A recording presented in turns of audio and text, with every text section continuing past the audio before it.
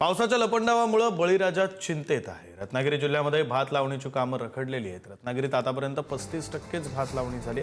पाऊस नसल्यानं भात लावणी केलेल्या शेतीला भेगा पडतो। गेल्या काही दिवसांपासून पावसानं दडी मारल्याने जिल्ह्यातील भात लागवडीची कामं खोळंबलेली आहेत। आतापर्यंत केवळ 35% सुमारे 18,000 हेक्टर क्षेत्रावरच भात लागवड पूर्ण झाली। पाऊस नसल्यानं लागवड केलेल्या शेतांमध्ये भेगा पडू लागलेल्या आहेत। काही ठिकाणी शेतकरी पाटाच्या पाण्यावर भात लागवड करतात, त्यामुळे बळीराजाची चिंता वाढली। मी आता ज्या शेतात उभा आहे त्या शेतामधील चिखल हा पावसाच्या पाण्याचा नसून पाटाच्या पाण्याचा आहे। गेल्या काही दिवसांपासून कोकणामध्ये विशेषतः रत्नागिरी जिल्ह्यामध्ये पावसाने दडी मारलेली आहे।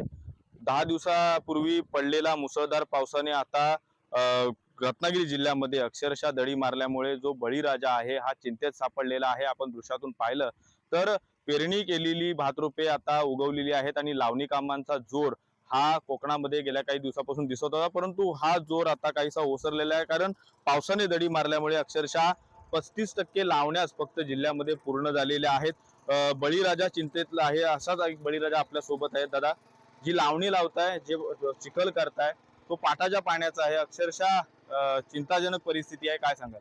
नक्कीच यावर्षी पेरण्या उशिरा झाल्यामुळे लावणीला पण उशीर होतोय आणि नेमका लावणीच्या वेळेस पाऊस गायब झाल्यामुळे आता आम्हाला थोडंसं संकट वाटतंय की आम्ही आता लावतोय ते आमच्या पदरात मिळेल त्याची शाश्वती नाही आहे। साधारण वर्षभराची सगळी मेहनत असते, किती खर्च येतो आणि एकंदरीतच जोतात असेल किंवा यंत्राच्या माध्यमातून भातशेती केली जाते, काय परिस्थिती आहे? आता साधारणपणे आम्ही 30-35 हजार रुपये ह्या शेतीसाठी गुंतवलेत या वर्षीसाठी, पण ते आमच्या पदरात मिळेल याची आम्हाला आता गॅरंटी वाटत नाही आहे। सर्व आम्ही आता निसर्गाच्या भरोश्यावर सोडलंय आणि हे पाटाचं पाणी देखील 1-2 दिवसात नष्ट होणार आहे, कारण पाऊस नाही पडला तर पाणी येत नाही पुढं।